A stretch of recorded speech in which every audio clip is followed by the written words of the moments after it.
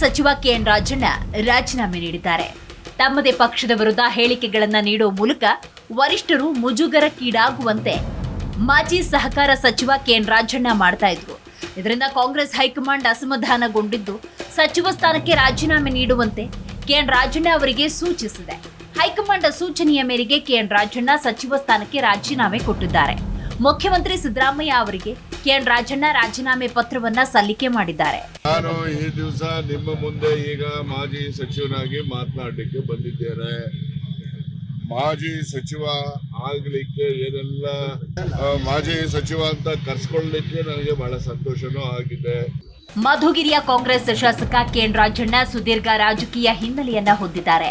K N Rajanna ಸಹಕಾರಿ ಕ್ಷೇತ್ರದಲ್ಲಿ ತಮ್ಮ ಸಾರ್ವಜನಿಕ ಜೀವನವನ್ನ ಪ್ರಾರಂಭ ಮಾಡಿದ್ರು. ಈ ಹಿಂದೆ ಭಾರತದ ರಾಷ್ಟ್ರೀಯ ಕೃಷಿ ಸಹಕಾರಿ ಮಾರುಕಟ್ಟೆ ಒಕ್ಕೂಟದ ನಿರ್ದೇಶಕರಾಗಿ, ಕರ್ನಾಟಕ ರಾಜ್ಯ ಸಹಕಾರಿ ಅಪೆಕ್ಸ್ ಬ್ಯಾಂಕ್ ಲಿಮಿಟೆಡ್ನ ಅಧ್ಯಕ್ಷರಾಗಿ ಕೆಎನ್ ರಾಜಣ್ಣ ಸೇವೆ ಸಲ್ಲಿಸಿದ್ದಾರೆ. ಕೆಎನ್ ರಾಜಣ್ಣ 1972ರಿಂದ ಸಹಕಾರಿ ಕ್ಷೇತ್ರದಲ್ಲಿ ತೊಡಗಿಸಿಕೊಂಡಿದ್ದಾರೆ. ಕಾಂಗ್ರೆಸ್ನಲ್ಲಿ ತೊಡಗಿಸಿಕೊಂಡಿರುವ ಕೆಎನ್ ರಾಜಣ್ಣ ಹಲವು ಸಹಕಾರಿ ಬ್ಯಾಂಕುಗಳ ಅಧ್ಯಕ್ಷರಾಗಿದ್ದರು. ಕೆಎನ್ ರಾಜಣ್ಣ 1998ರಿಂದ 2004ರವರೆಗೆ ವಿಧಾನ ಪರಿಷತ್ ಸದಸ್ಯರಾಗಿದ್ದರು. 2004ರಲ್ಲಿ ಬೆಳ್ಳಾವಿ ವಿಧಾನಸಭಾ ಕ್ಷೇತ್ರದಿಂದ ಶಾಸಕರಾಗಿ ಆಯ್ಕೆಯಾಗಿದ್ದರು. ಮಧುಗಿರಿಯಲ್ಲಿ ನಡೆದ ಉಪಚುನಾವಣೆಯಲ್ಲಿ ಕೆಎನ್ ರಾಜಣ್ಣ ಕಾಂಗ್ರೆಸ್ ಪಕ್ಷದಿಂದ ಕಣಕ್ಕಿಳಿದು ಗೆದ್ದು ಬೀಗಿದ್ದಾರೆ. 2013ರ ಚುನಾವಣೆಯಲ್ಲೂ ಕಾಂಗ್ರೆಸ್ನ ಕೆಎನ್ ರಾಜಣ್ಣ ಮಧುಗಿರಿಯಿಂದ ಸ್ಪರ್ಧಿಸಿ 75,086 ಮತಗಳನ್ನು ಪಡೆದು ಗೆಲುವು ಸಾಧಿಸಿದ್ರು. 2013ರಲ್ಲಿ ಮತ್ತೆ ವಿಧಾನಸಭೆ ಪ್ರವೇಶಿಸಿದ್ರು. 2023ರಲ್ಲಿ ಮತ್ತೆ ಮಧುಗಿರಿ ಕ್ಷೇತ್ರದಿಂದ ಗೆದ್ದು ಮುಖ್ಯಮಂತ್ರಿ ಸಿದ್ದರಾಮಯ್ಯ ಅವರ ಸಚಿವ ಸಂಪುಟದಲ್ಲಿ ಸಹಕಾರ ಸಚಿವರಾದರು. ಆದರೆ ಪಕ್ಷದ ವಿರುದ್ಧವೇ ಕೆಎನ್ ರಾಜಣ್ಣ ವಿವಾದಾತ್ಮಕ ಹೇಳಿಕೆಯನ್ನ ಕೊಡುವ ಮೂಲಕ ಹೈಕಮಾಂಡ್ ಕೆಂಗಣ್ಣಿಗೆ ಗುರಿಯಾಗಿ ರಾಜೀನಾಮೆ ಕೊಟ್ಟಿದ್ದಾರೆ. ರಾಜಣ್ಣಗೆ ಮುಳುವಾಯ್ತಾ ಪಕ್ಷ ವಿರೋಧಿ ಹೇಳಿಕೆಗಳು. ಮುಖ್ಯಮಂತ್ರಿ ಸಿದ್ದರಾಮಯ್ಯ ಆಪ್ತ ವಲಯದಲ್ಲಿ ಗುರುತಿಸಿಕೊಂಡಿದ್ರು ಕೂಡ ಸಚಿವ ರಾಜಣ್ಣ ತಲೆದಂಡವಾಗಿದೆ. ಇದಕ್ಕೆ ಅವರು ನಿರಂತರವಾಗಿ ನೀಡುತ್ತಾ ಇದ್ದ ಪಕ್ಷ ವಿರೋಧಿ ಹೇಳಿಕೆಗಳು, ಚಟುವಟಿಕೆಗಳೇ ಮುಖ್ಯ ಕಾರಣ. ಕೆಪಿಸಿಸಿ ಅಧ್ಯಕ್ಷ ಸ್ಥಾನದ ವಿಚಾರದಿಂದ ಹಿಡಿದು ಮುಖ್ಯಮಂತ್ರಿ ಬದಲಾವಣೆ ವಿಚಾರದವರೆಗೆ ಹಲವು ಬಾರಿ ಕೆಎನ್ ರಾಜಣ್ಣ ಪಕ್ಷಕ್ಕೆ ಮುಜುಗರ ತರುವಂತಹ ಹೇಳಿಕೆಗಳನ್ನ ನೀಡಿದ್ದರು.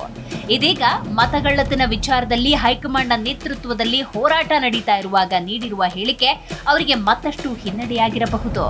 ಹನಿ ಟ್ರ್ಯಾಪ್ ವಿಚಾರವಾಗಿ ರಾಜಣ್ಣ ನೀಡಿದ್ದ ಹೇಳಿಕೆ ತೀವ್ರ ಕೋಲಾಹಲಕ್ಕೂ ಕಾರಣವಾಗಿತ್ತು. ಸದನದಲ್ಲೂ ಕೂಡ ಈ ವಿಚಾರ ಚರ್ಚೆಯಾಗಿತ್ತು. ರಾಜಣ್ಣ ತಾವು ಸೇರಿ 48 ರಾಜಕಾರಣಿಗಳು ಹನಿ ಟ್ರ್ಯಾಪ್ಗೆ ಒಳಪಟ್ಟಿದ್ದೇವೆ ಎಂದು ಮಹತ್ವದ ಹೇಳಿಕೆ ಕೊಟ್ಟಿದ್ರು. ಅವರು ಈ ವಿಷಯದ ಕುರಿತು ಉನ್ನತ ಮಟ್ಟದ ತನಿಖೆ ನಡೆಸಬೇಕು ಅಂತ ಒತ್ತಾಯಿಸಿದ್ರು. ನಂತರ ಸಿಐಡಿ ತನಿಖೆ ನಡೆಸಿ ಸಾಕ್ಷ್ಯಾಧಾರಗಳ ಕೊರತೆ ಇರೋದಾಗಿ ಹೇಳಿತ್ತು. ಇನ್ನು ಕಾಂಗ್ರೆಸ್ನಲ್ಲಿ ಅತಿಯಾದ ಅಧಿಕಾರ ಕೇಂದ್ರಗಳಿವೆ, ಇದರಿಂದ ಸಮಸ್ಯೆಗಳಾಗ್ತಿದೆ ಅಂತ ಕೆಎನ್ ರಾಜಣ್ಣ ಹೇಳಿದ್ರು. ಸೆಪ್ಟೆಂಬರ್ನಲ್ಲಿ ಕ್ರಾಂತಿಯಾಗಲಿದೆ ಅಂದಿದ್ರು. ಇದು ಈಗಾಗಲೇ ಅಸ್ತಿತ್ವದಲ್ಲಿರುವ ಮುಖ್ಯಮಂತ್ರಿ ಬದಲಾವಣೆ ಚರ್ಚೆಯನ್ನ ಮತ್ತಷ್ಟು ತೀವ್ರ ಮಾಡಿತ್ತು. ಇನ್ನು ಎಸ್ಸಿ ಎಸ್ಟಿ ಶಾಸಕರ ಸಭೆ ನಡೆಸಲು ರಾಜಣ್ಣ ಮುಂದಾಗಿದ್ರು. ಇದಕ್ಕೆ ಹೈಕಮಾಂಡ್ ಅನುಮತಿಯನ್ನೇ ಕೊಟ್ಟಿರಲಿಲ್ಲ.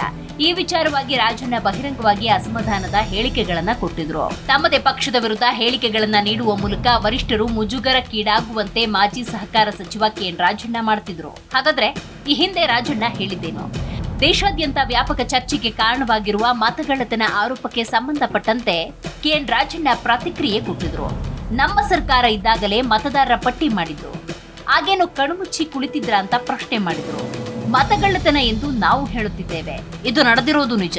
ಆದ್ರೆ ನಾವು ಮೊದಲು ನೋಡಿಕೊಳ್ಳದೆ ಈಗ ಹೇಳ್ತಿರುವುದು ನಮಗೇ ನಾಚಿಕೆ ಆಗಬೇಕು. ನಮ್ಮದೇ ಸರ್ಕಾರ ಇದ್ದಾಗ ವೋಟರ್ ಲಿಸ್ಟ್ ಮಾಡಿದ್ದು, ಆಗೇನು ಕಣ್ಮುಚ್ಚಿ ಕುಳಿತಿದ್ರಾ ಎಂದು ತಮ್ಮದೇ ಸರ್ಕಾರದ ವಿರುದ್ಧ ಬೇಸರ ವ್ಯಕ್ತಪಡಿಸಿದ್ರು. ಇದನ್ನೆಲ್ಲ ಮಾತನಾಡೋದಕ್ಕೆ ಹೋದ್ರೆ ಏನೇನೋ ಆಗ್ಬಿಡತ್ತೆ. ವೋಟರ್ ಲಿಸ್ಟ್ ಎಲ್ಲ ಯಾವ ಕಾಲದಲ್ಲಿ ಮಾಡಿದ್ದು? ನಮ್ಮದೇ ಸರ್ಕಾರ ಇರುವಾಗ ಮಾಡಿರೋದಲ್ವಾ? ಆವಾಗ ಎಲ್ಲ ಕಣ್ಮುಚ್ಚಿ ಕುಳಿತಿದ್ರ? ಈ ಅಕ್ರಮ ನಡೆದಿರೋದು ಸತ್ಯ, ಇದರಲ್ಲಿ ಯಾವುದೇ ಸುಳ್ಳಿಲ್ಲ. ಅಕ್ರಮಗಳು ನಮ್ಮ ಕಣ್ಮುಂದೆಯೇ ನಡೆದಿದ್ದವಲ್ಲ, ನಮಗೆ ಅವಮಾನ ಆಗಬೇಕು, ನಾವು ನೋಡಿಕೊಳ್ಳಲಿಲ್ಲವಲ್ಲ ಎಂದು ಅಸಮಾಧಾನವನ್ನ ವ್ಯಕ್ತಪಡಿಸಿದ್ದಾರೆ. ಈ ಘಟನೆಗಳಿಂದ ನಾವು ಪಾಠ ಕಲಿತು ಎಚ್ಚರಿಕೆಯಿಂದ ನಡೀಬೇಕು. ಅವರು ಮಾಡಬಾರದನ್ನ ಮಾಡಿ ವೋಟರ್ ಲಿಸ್ಟ್ ಬದಲಾವಣೆ ಮಾಡಿ ಪ್ರಧಾನಮಂತ್ರಿ ಆಗಿದ್ದಾರೆ. ಆದ್ರೆ ನಮಗೆ ಡ್ರಾಫ್ಟ್ ಎಲೆಕ್ಷನ್ ಕಮಿಷನ್ ಇಂದ ರೋಲ್ ಮಾಡುವಾಗ ನೋಡಿಕೊಳ್ಳಬೇಕು. ಮಹದೇವಪುರದಲ್ಲಂತೂ ಮೋಸ ಮಾಡಿರುವುದು ನಿಜ. 10ರಿಂದ 15 ಜನ ಇರೋ ಕಡೆಗಳಲ್ಲಿ 60 ಜನರ ವೋಟರ್ ಲಿಸ್ಟ್ಗೆ ಸೇರಿಸ್ತಾರೆ. ಅಡ್ರೆಸ್ಗಳಿಲ್ಲ, ತಂದೆ ಹೆಸರಿಲ್ಲ, ಈ ತರದನ್ನ ಅಕ್ರಮವಾಗಿ ಮಾಡಿದ್ದಾರೆ. ಆದ್ರೆ ನಾವು ಡ್ರಾಫ್ಟ್ ಎಲೆಕ್ಷನ್ ರೋಲ್ ಮಾಡಿದಾಗ ನಾವು ಅಬ್ಜೆಕ್ಷನ್ ಹಾಕಬೇಕಿತ್ತು ಅಂತ ರಾಜಣ್ಣ ಅಸಮಾಧಾನ ವ್ಯಕ್ತಪಡಿಸಿದ್ರು. ಹೌದು, ತಮ್ಮದೇ ಪಕ್ಷದ ವಿರುದ್ಧ ಕೊಟ್ಟಂತಹ ಈ ವಿವಾದಾತ್ಮಕ ಹೇಳಿಕೆ ಸ್ವತಃ ರಾಜಣ್ಣ ರಾಜೀನಾಮೆ ಕೊಡುವಂತೆ ಮಾಡಿದೆ. ಇನ್ನು ರಾಜಣ್ಣ ಸಚಿವ ಸ್ಥಾನಕ್ಕೆ ರಾಜೀನಾಮೆ ನೀಡಿದ್ದಾರೆ ಅನ್ನೋ ಸುದ್ದಿ ಸದನದಲ್ಲೂ ಚರ್ಚೆಗೆ ಗ್ರಾಸವಾಯಿತು. ಅಧಿವೇಶನ ಪುನರ್ ಆರಂಭವಾಗ್ತಾ ಇದ್ದಂತೆ ವಿಪಕ್ಷಗಳಿಂದ ರಾಜೀನಾಮೆ ವಿಷಯ ಪ್ರಸ್ತಾಪಿಸಲಾಯಿತು. ವಿಪಕ್ಷ ನಾಯಕ ಆರ್ ಅಶೋಕ್ ವಿಷಯವನ್ನ ಪ್ರಸ್ತಾಪ ಮಾಡಿ ರಾಜೀನಾಮೆ ಕೊಟ್ಟಿದ್ದಾರೆಯೇ ಎಂಬ ಬಗ್ಗೆ ಸ್ಪಷ್ಟಪಡಿಸಿ ಅಂತ ಒತ್ತಾಯಿಸಿದ್ರು. ಅವರು ರಾಜೀನಾಮೆ ನೀಡಿದ್ರೆ ಆ ಸ್ಥಳದಲ್ಲಿ ಕೂತಿರೋದು ಸರಿಯಲ್ಲ ಅಂತ ಬಿಜೆಪಿ ಸದಸ್ಯರು ಆಕ್ಷೇಪ ವ್ಯಕ್ತಪಡಿಸಿದ್ರು. ಅವರನ್ನ ನಾವು ಏನು ಅಂತ ಸಂಬೋಧಿಸಬೇಕು ಅಂತ ಸುನಿಲ್ ಕುಮಾರ್ ಪ್ರಶ್ನೆ ಮಾಡ್ತಾರೆ. ಅವರು ರಾಜೀನಾಮೆ ನೀಡಿದ್ದಾರೆಯೇ ಇಲ್ಲವೇ ಅನ್ನೋದ್ರ ಬಗ್ಗೆ ಸ್ಪಷ್ಟಪಡಿಸುವಂತೆ ಆಗ್ರಹಿಸಿದ್ರು. ಈ ವೇಳೆ ಮಧ್ಯ ಪ್ರವೇಶಿಸಿದ ಸಚಿವ ಕೃಷ್ಣ ಬೈರೇಗೌಡ ಸದನ ಹಾಳಾಗೋದು ಬೇಡ, ಪ್ರಶ್ನೋತ್ತರವನ್ನ ಕೈಗೊಳ್ಳಿ ಅಂತ ಒತ್ತಾಯ ಮಾಡಿದ ಪ್ರಸಂಗ ಕೂಡ ನಡೀತು.